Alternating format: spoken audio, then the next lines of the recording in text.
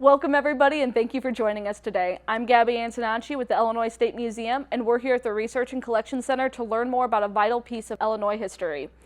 This piece of history is often overlooked. It's the 1908 race riots.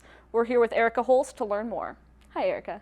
Hi, Gabby. Thanks so much. I am the curator of history, and today we're going to be talking about the 1908 race riot in Springfield through the lens of an object that was actually there at the time. And in doing so, we're going to learn about how objects can help us better understand historical events and the people who lived through them.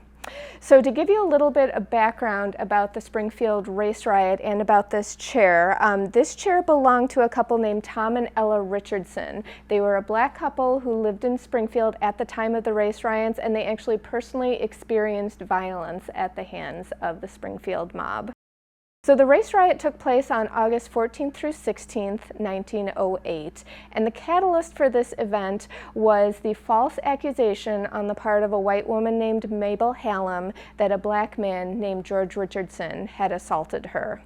And this is all taking place against the backdrop of early 20th century America. So in Springfield, you had immigrants coming to the city to work in factories and in coal mines. You had a thriving black business district and black citizens who were making gains into the middle class. You had a looming financial panic that was kind of making a little bit of making people uneasy. And you had a lot of social and financial mobility, both up and down. You had people trying to rise in society, and you had the threat of financial instability that threatened to pull people down in society. So this is a very tense backdrop, and underlying this all is a great deal of racial tension. And so the racial tension was like the powder keg. This alleged assault that Mabel Hallam ended up having lied about was like the spark that lit this powder keg in Springfield. And so in the wake of her accusation, George Richardson was jailed, and he was awaiting trial in the Springfield jail. On one hot August afternoon, a crowd started to form outside the jail. And this crowd started murmuring, and basically what they wanted was vigilante justice. They wanted to go in and they wanted to harm George Richardson just based on the allegation of what someone had said he had done. They didn't want to give him a trial. They didn't want to give him due process. They wanted to take the law into their own hands. When the sheriff got wind of this, he took George Richardson and another jailmate of his, drove them in a car to the train station and sent them to Bloomington for their own safety. When the mob outside got wind that this happened, what had started out as kind of a discontented group of people turned into a legitimate mob. They went to the owner of the vehicle that had taken George Richardson to safety, and they destroyed his restaurant and they destroyed his vehicle. From then on, they went to the black business district and basically laid waste to it, looted, destroyed property, burned buildings down. And then from there, their final stop that evening was what was known as the Badlands. There were a lot of black homes in that area, and black homes were burned to the ground. White residents of that area would put a white sheet out of the window indicating that a white person lived there, and the mob spared those homes. So this is an incident of directed racial violence on the part of a white mob against the black citizens of Springfield. Now, Tom and Ella Richardson lived at 15th and Capitol in Springfield on the city's east side.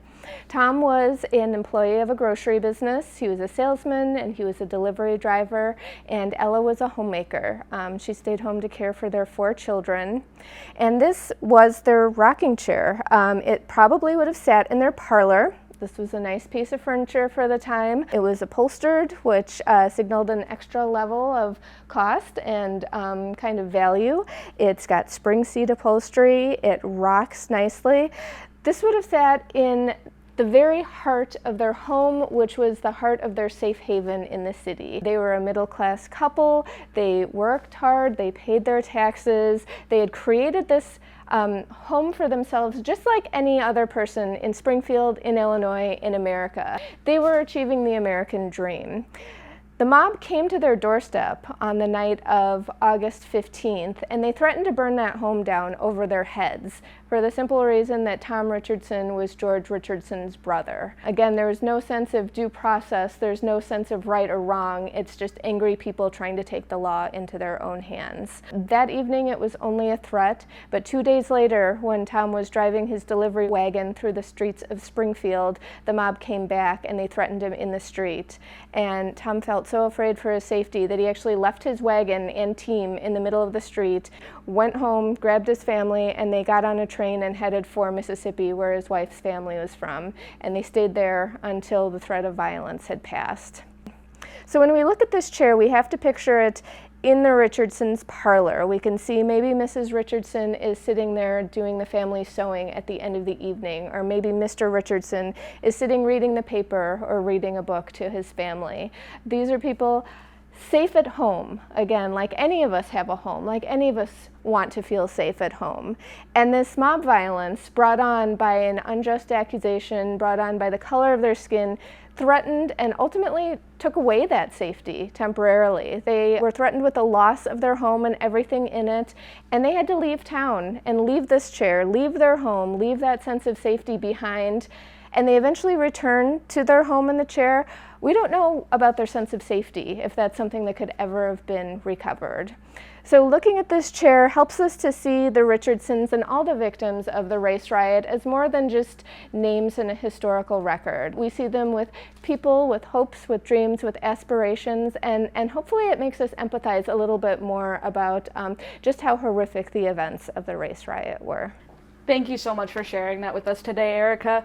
Thank you guys for listening. I hope you learned a lot about how objects can help us understand people from the past. I really hope that you continue learning about the 1908 race riots and you keep exploring that history. Thank you for joining us today.